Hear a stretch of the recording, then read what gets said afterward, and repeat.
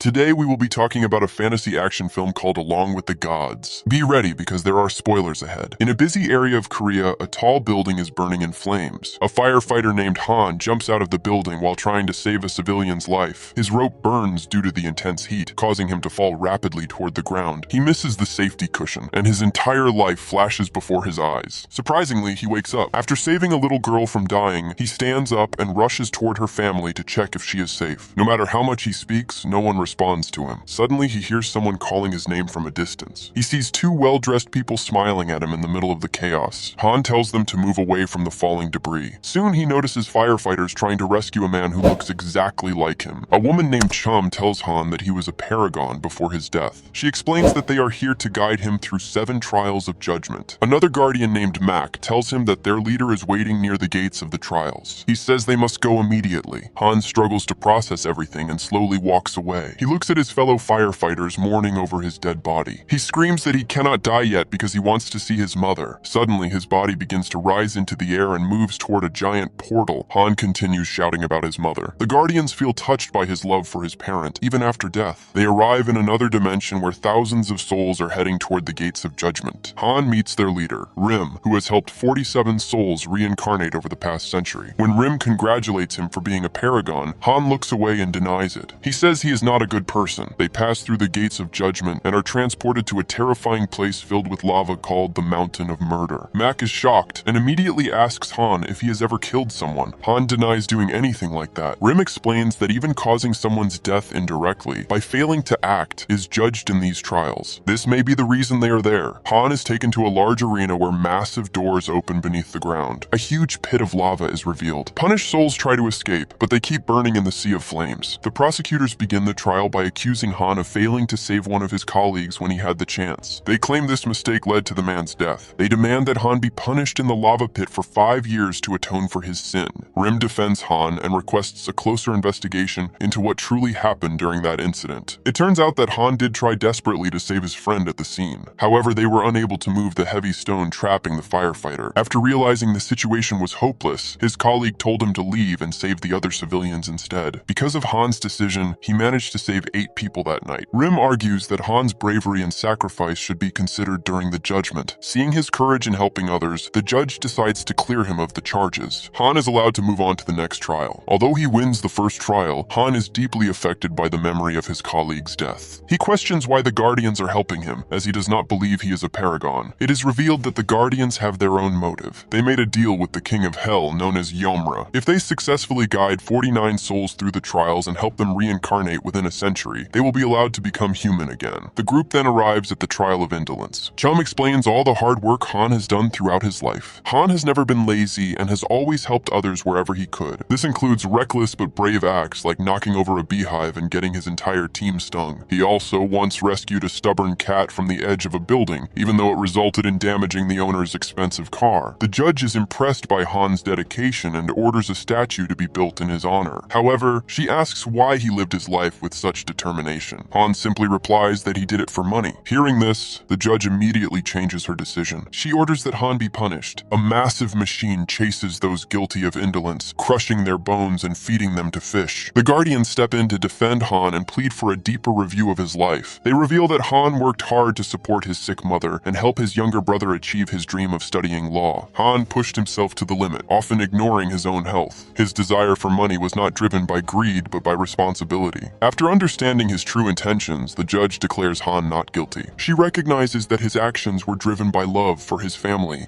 The group quickly boards a boat to travel to the next trial. Before they can relax, they realize they are being chased by dangerous monsters. The Guardians prepare for battle and fight back using their weapons. They manage to defeat many of the creatures by cutting them down. During the chaos, the leader is knocked off the boat and barely manages to hold on. Mac is forced to defend the group alone while giving his leader time to recover. At the final moment, Mac strikes a massive stone pillar, causing it to collapse. Large rocks fall down, finally saving them from the monsters chasing them. One of the the guardians explains that such events usually occur when a family member of the deceased becomes a vengeful spirit. To prevent further danger, Rim decides to visit Han's family and uncover the truth. He arrives at Han's home and sees that his mother is still alive. This leads him to realize that Han's brother, Sue, must be the one who died and turned into a vengeful spirit. The dark spirit attempts to escape, and Rim immediately chases after it. He tries to stop the spirit using his weapon, but the ghost skillfully dodges his attacks. After a brief clash, the spirit strikes back and pushes Rim away, then disappears. Rim follows the trail left behind and reaches a military base. There, he overhears soldiers talking about Sue and calling him a deserter. He also notices that the captain and another soldier seem to be hiding something suspicious. Rim disguises himself as a colonel and confronts the captain. He accuses him of being responsible for Sue's death. The captain reacts nervously and even tries to threaten Rim, which further confirms his guilt. Meanwhile, Han faces another trial led by the goddess of deceit. She accuses him of writing fake letters and wills in the name of the colleague he failed to save. He gave those letters to the man's daughter, pretending they were from her father. The goddess orders Han to be restrained and prepares to punish him by cutting out his tongue. At that moment, Rim connects with his team through telepathy and steps in to defend Han. It is revealed that Han also wrote fake letters to his own mother. In those letters, he lied about living a successful and wealthy life. Rim explains that Han did all this to comfort the people he loved. He wanted to give them hope and strength to continue living. After understanding his intentions, the goddess forgives Han. She realizes his actions were not meant to harm anyone. After the trial, Rim hides the truth from Han and tells him that his family is doing well. However, he informs the rest of the team about the truth regarding Han's brother. Rim then travels back in time to uncover what really happened on the night of Sue's death. He discovers that a soldier named Don accidentally shot Sue. Instead of helping him, Don immediately contacted their captain. Rather than saving Sue, they decided to bury him and hide the evidence to protect the captain's promotion. Rim is shocked to realize that Sue was still alive when they buried him. This triggers painful memories of Rim's own past, where his father was also buried alive. At the same time, Han arrives at the Hell of Injustice. In this place, souls are frozen for years as punishment for their crimes. Because Han worked as a firefighter, he is spared from judgment in this trial for not helping others. He is allowed to move on to the next stage. During the ride in a cable car, it is revealed that the Guardians have lost their memories. Only their leader, Rim, still remembers his past. Mac tries to stop his teammate from revealing too much. However, he accidentally tells Han that his brother has become a vengeful spirit. After learning the truth, Han becomes emotionally unstable. His reaction shakes the entire realm and causes the cable car to break. The Guardians nearly fall, but Han regains control at the last moment and steadies himself. He then offers to help his team move forward. They arrive at the Hell of Betrayal. A beautiful goddess judges those who have betrayed their loved ones. She punishes them by trapping them inside mirrors and shattering them. Fortunately, Han did not betray anyone during his life. As a result, he passes this trial without punishment and continues onward. At the same time, Rim locates the vengeful spirit at a nightclub. The spirit is attempting to attack one of the soldiers involved in his death. Rim immediately chases after Sue. They engage in an intense battle while flying through the city. Rim eventually traps the spirit using a magical robe and binds him to a building. He tells Sue that he must forgive those who wronged him in order to be reborn. Otherwise, he will be destroyed forever. However, this only reminds Sue of the betrayal he suffered. He remembers being buried alive by his own comrades. Overcome with rage, he unleashes a powerful shockwave and breaks free.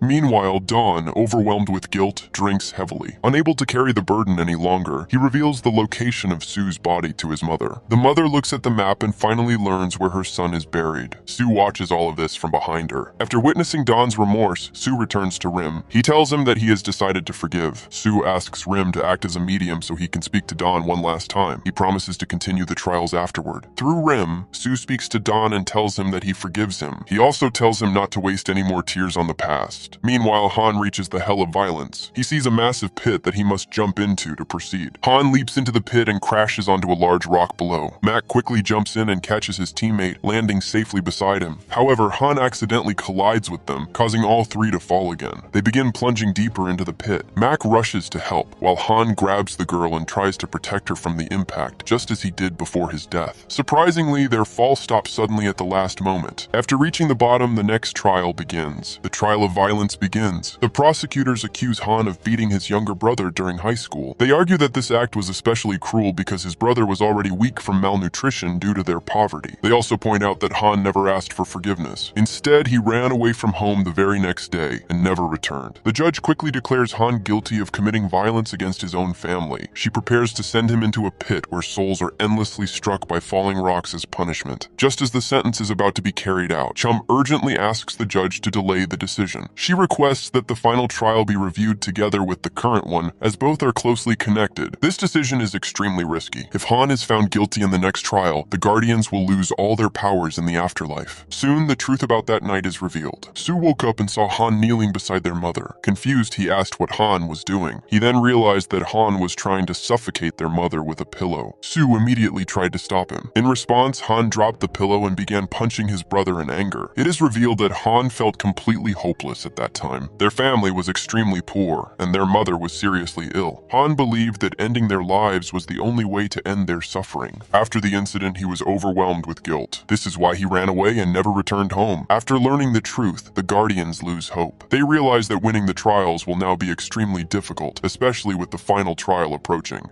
Meanwhile, Rim is trying to guide Su back to his body so he can begin his own journey toward reincarnation. When they arrive at the military camp, Su is shocked to see his mother there. She is begging the soldiers to take her to her son's body. The army captain reacts harshly and tears up her papers. He pushes her to the ground, causing her to lose consciousness from exhaustion. Seeing his mother being mistreated by the man responsible for his death, Su is consumed by rage. He transforms once again into a powerful, vengeful spirit. He breaks free from his restraints and grabs Rim, throwing him away with immense force. Su's anger grows uncontrollably, turning into a massive tornado that engulfs the soldiers. A gateway to the afterlife opens as chaos spreads everywhere. The spirit begins destroying everything around him while Rim struggles to protect the people nearby. At that moment, Mac enters the living world through the portal. He charges towards Su and strikes him, breaking a large structure and briefly stunning him. Rim quickly takes advantage of the moment. He rushes forward and captures Su using a magical technique. Rim binds Su with a magical rope, finally stopping his rampage. Meanwhile, Han's final trial begins elsewhere. King Yomra himself appears to judge the case. The king accuses Han of attempting to kill his own mother and attacking his brother during a desperate time. He also reveals that Han's mother knew about the incident, but chose to remain silent, keeping the pain hidden in her heart. This makes Han's actions seem even more serious. The king declares that Han deserves eternal punishment for trying to harm the person who gave him life. Suddenly, the entire realm begins to shake. A voice starts speaking to Han's mother. It is revealed that Rim has used his power to allow Su to communicate with her through a dream. Su apologizes on behalf of his brother. He explains that Han has worked tirelessly for 15 years to support the family after that incident. He did this out of guilt for his past actions. To everyone's surprise, the mother says she forgave Han long ago. She also apologizes for not being able to provide a better life for her children. Hearing this, Han breaks down in tears. Even the king is moved by this moment of forgiveness and love. As a result, the king decides to lift all charges against Han. Since the victim has already forgiven him, there is no reason for further punishment. Han is finally allowed to be reincarnated. He thanks the Guardians for guiding him through the trials before disappearing into a bright light. Back in the human world, Rim decides to guide Su as their 49th soul. By completing their mission, the Guardians hope to fulfill their deal with the king and become human again. The group then arrives at the hell of filial impiety. They face countless demons and fight their way forward to reach the king of hell. So, what do you think about this movie? Let me know your thoughts in the comments. If you enjoyed this video, don't forget to like and subscribe for more content. I will see you in the next one.